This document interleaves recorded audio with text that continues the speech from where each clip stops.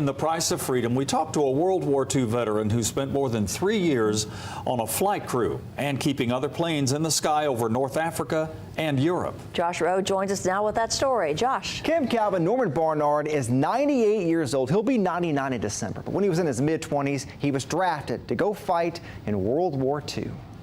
I was 24 years old and engaged to get married when I was drafted. It was 1941, before the attack on Pearl Harbor. He trained with the Army Air Corps, then he was on his way to fight in the North African campaign of World War II. I went in 41, this was in 42. He was a flight engineer on the brand new B-26. You watched your instruments on signal from him on takeoff, you pull the landing gear up.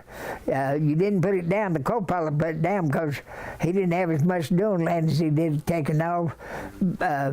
Any mechanical work, and you was also the waist gunner. He flew 17 submarine patrol missions, 7 combat missions over North Africa, and when he wasn't flying the plane, he was working on the planes.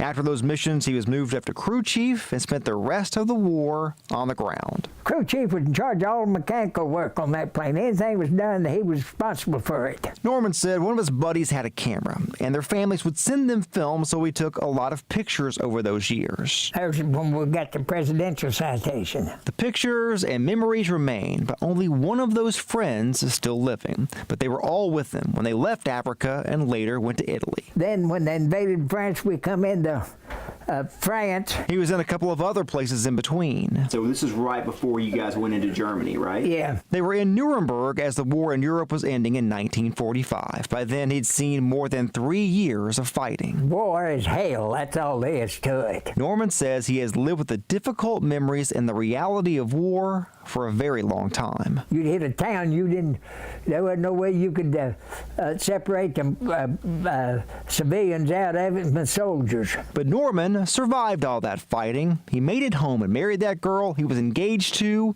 when he was drafted. We got married 3 weeks after I got home. Is that right? And that's her right there.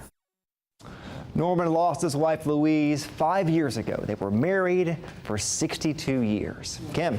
Josh, great story. Thanks so much. And if you'd like to see other stories about veterans in our area, we have them posted on our website. Just go to the features section of newschannel9.com and click on The Price of Freedom.